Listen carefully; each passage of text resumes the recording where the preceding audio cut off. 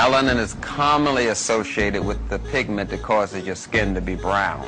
So we figure that that's what melanin is about. But it's a little more than just the pigment that makes your skin brown. It's what we call a chemical key to life. The more melanin you have, the more civilized you are. The more melanin you have, the more psychic you are. The more melanin you have, the more information your brain can store. The more melanin you have, the faster the nerve transmissions are. The more melanin you have, the more sound you absorb in your ear, so you hear the full range of sound. No other race can do that. The more melanin you have, the more color you can absorb in your eyes. That's why your eyes are brown. You actually see the full color, because the more melanin you have, the more you can see what God has meant for you to see. Melanin is the chemical key to life. There is nothing else to study in science but melanin.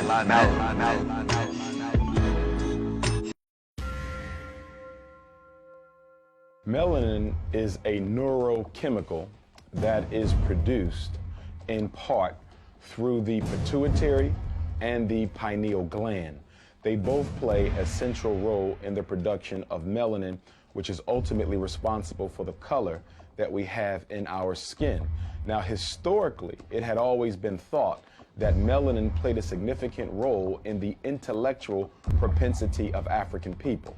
For example, when you study some of the Greek writings on melanin or the color of Africans, many of the Greek philosophers believed that melanin played some sort of a role in how Africans had been able to create and develop some of the sciences that they had come to be known for. So melanin was always considered an intellectual sort of a chemical. The pineal gland, which produces melanin, it's shaped like a pine cone. And the origin of the word pineal literally means resembling a pine cone.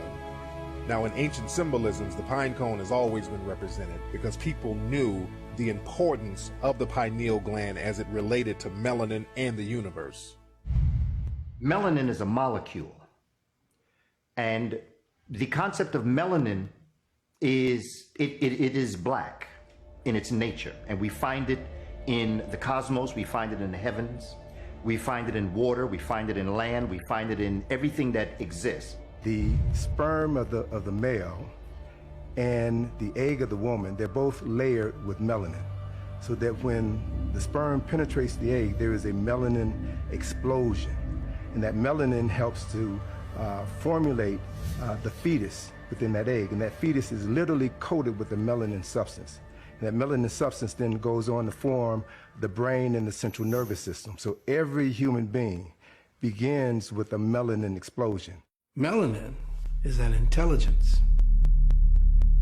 It's an intelligence because it is the dynamic, the primary dynamic in every part of the cell. It's a primary dynamic in the core of the human being as well as to the surface of the human being. Its intelligence is responsible for the forming of the nervous system. Every part of the nervous system has these little black dots all through it, which essentially carry information. So melanin, from a physical standpoint, is that substance that accounts for what black people refer to as soul. We move differently, we walk differently, we talk differently, because we have access to a different form of energy than other folk. Not only is melanin a pigment, which is so obvious, but melanin as an intelligence is a communications module that essentially broadcasts as well as receives information by way of light and sound frequency signatures.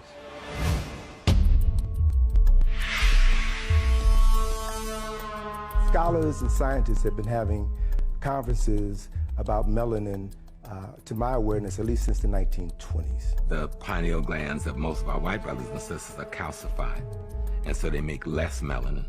And that comes from the historical relationship to what we call the Permian Ice Age, that 10,000 years of glacial freezing that happened in Europe after the Africans who were the Grimaldi moved up there. And so it became the survival of the fittest.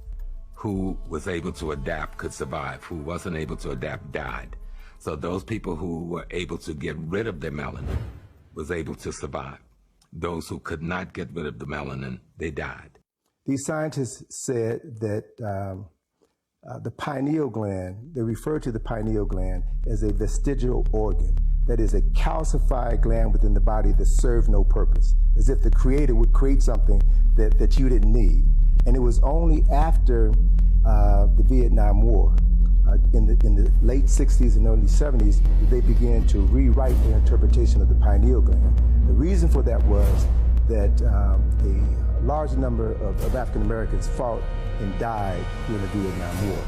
And whenever a soldier dies, there's an autopsy that's performed before their body is sent back to Dover Air Force Base. And what they discovered, what these physicians discovered, is that when they performed the autopsies, that 75 to 80% of the African American soldiers had a large functioning pineal gland. The pineal gland is normally about the size of your thumb. So it was not a vestigial organ in 70 to 80% of African Americans, but it is a calcified organ in 75 to 80% of people with European ancestry. So they began to reevaluate the pineal gland. They began to reevaluate melanin. I think if you talk to Dr. Welsing, she'll tell you this is about genetic annihilation or genetic survival, okay? It's about genetics. Who will survive America? Who will survive the world? Whose genetics will hold up? What is going to be the genetic, or the genotype that's on the planet 1,000 years from now? Will it be white? Will it be brown? Will it be black? And so you find that the elements of the human family that find themselves suffering from the ecology that we're in, they're struggling to survive and to be able to maintain themselves. All nations, European nations and America, white Americans, are at minus birth rate right now. Not zero birth rate, where they're keeping up with the natural death. They're at minus birth rate. And so that's why there's so much emphasis on artificial birth creation and other ways to have babies and make babies that are beyond the normal. And you'll also find that this adopting black babies, the Haiti thing, getting the children out of Central African Republic and Chad, adopting Filipino babies, Latino babies by the white community on such a high level, it is to infuse their gene pool with the melanin.